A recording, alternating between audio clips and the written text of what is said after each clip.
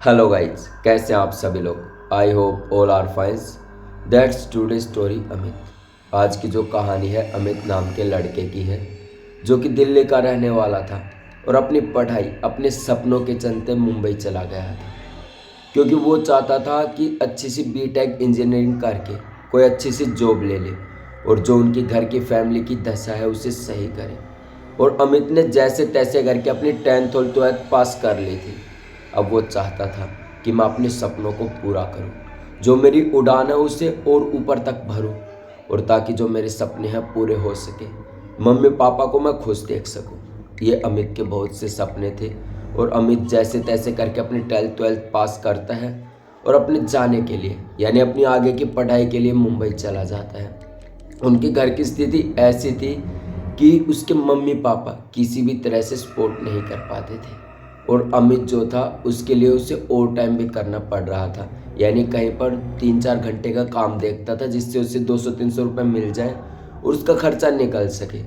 क्योंकि अमित के जो मम्मी पापा थे उनके घर की स्थिति ऐसी थी कि बड़ी मुश्किल से अमित को 10th-12th पास करवाई थी और अब सारी जिम्मेदारी अमित के ऊपर थी, क्योंकि अमित जो था अपने मम्मी पापा का इकलौता बेटा था और वो अपने मम्मी पापा को हमेशा खुश देखना चाहता था।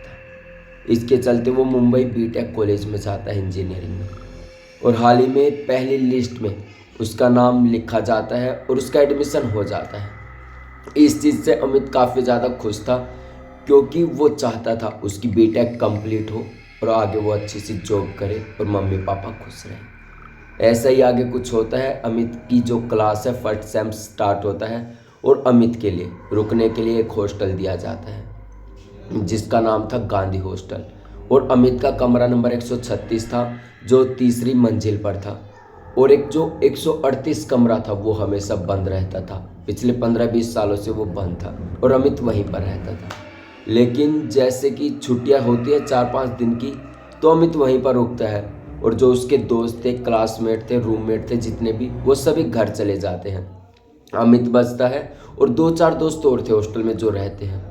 लेकिन अमित के साथ उस रात कुछ ऐसा होता है जिसे उसको कोई उम्मीद नहीं थी।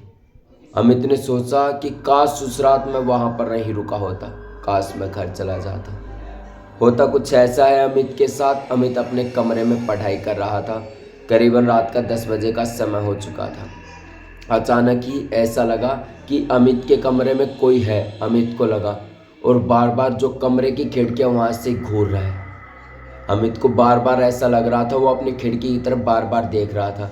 एक तरफ वो लैंप की तरफ अपनी पढ़ाई पर फोकस नहीं कर पा रहा था और दूसरी तरफ उसे कोई घूर रहा था। अमित को ऐसा महसूस लगा कि शायद कोई लड़का है जो उसे कंटिन्यू घूर रहा है।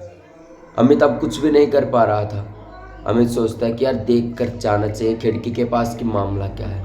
अमित वहाँ से खड़ा होता है और अपनी खिड़की के पास जाता है। वो देखता है आसपास कुछ भी नहीं था। अमित वापस आकर पढ़ाई करने लगता है। धीरे धीरे समय थोड़ा सा और गुजरता है। 11:30 बजे का समय हो जाता है। फिर ऐसा होता है, अमित जहाँ पर सोया हुआ था उसका जो गेट था उसे कोई बार बार ठोक रहा था कि दरवाज़ा खोलो, दरवाज़ा खोलो। अमित को भी ऐसा लगा कि रात का 11:30 बजे का समय, इस समय कौन आया होगा। लेकिन अमित फिर भी खड़ा होता है और वहाँ जाकर देखता है। अमित जैसे ही गेट खोलता है वहाँ पर कुछ भी नहीं था, और जैसे ही वापस पलटा उसका जो कमरा था उसमें कपड़े उपड़े बिखरे हुए थे, किताबें इधर उधर पड़ी हुई थी।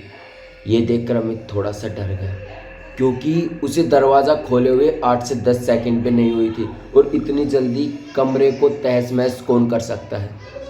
अमित इस चीज़ से काफ़ी परेशान। अमित वापस आ जाता है और मौसम इतना ज़्यादा ख़राब था, बिजलियाँ कड़क रही थी आसमान में और बूंदाबांदी हो रही थी।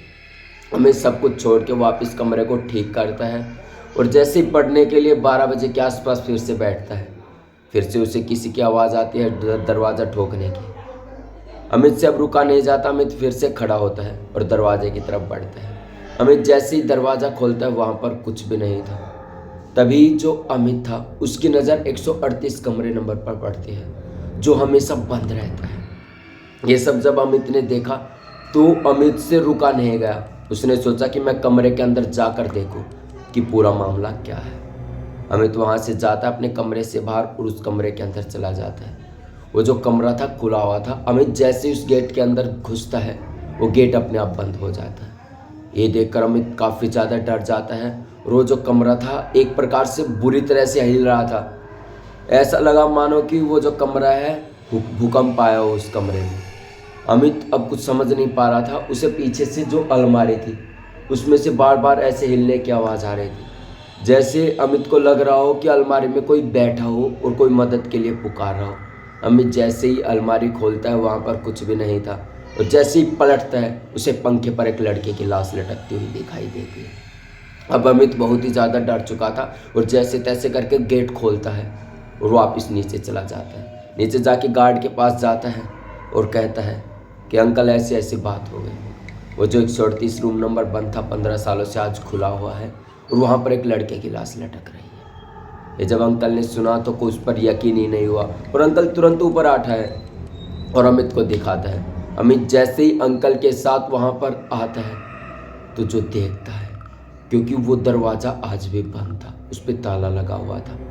अब अमित को कुछ भी समझ नहीं आया कि पूरा मामला क्या है और ये किस कारण से हुआ है। तभी अंकल जी बताते हैं कि यहाँ पर एक अमित नाम का लड़का रहा करता था करीबन 3 साल पहले। उससे एक प्रोफेसर की जो लड़की है उससे प्यार हो गया था और प्रोफेसर जो था इस रिश्ते के बिल्कुल खिलाफ था, तो उसने इस रिश्ते से मना कर दिया था और जो अमित नाम का लड़का था उसे यहीं पर पंखे पर लटका दिया था। जब अमित ने ये सब कुछ सुना तो उसके पैरों तले ज़मीन खिसक गई, क्योंकि अमित को विश्वास नहीं हुआ कि जो उसके साथ आज रात हुआ शायद ही वो जिंदा होता यदि वो गेट नहीं खुलता। अमित आज भी इस रात को लेकर काफ़ी डर जाता है और उसने अगले ही दिन तुरंत उठकर अपना जो हॉस्टल था उसे चेंज करवा लिया और दूसरे हॉस्टल में रहने लगा। और आज तक अमित की हिम्मत नहीं हुई कि वो हॉस्टल के गेट के आसपास से गुजरे, क्योंकि अमित का जो हॉस्टल था पहले इस तरफ था, अब अमित ने हॉस्टल दूसरी तरफ ले लिया था। आज भी अमित की हिम्मत नहीं है कि वो उस हॉस्टल से गुजरे, उस हॉस्टल की तरफ देखे, क्योंकि अमित के साथ जो उस रात हुआ किसी भयानक रात से कम नहीं था। ये अमित के साथ हुई घटना थी। तो कमेंट बॉक्स में ज़रूर बताएं कि आपको ये कहानी कैसी लगी। I hope the story will be good. That's today and the end the story. कल फिर से मिलेंगे एक और खौफनाक कहानी लेकर। तब तक के लिए जय हिंद।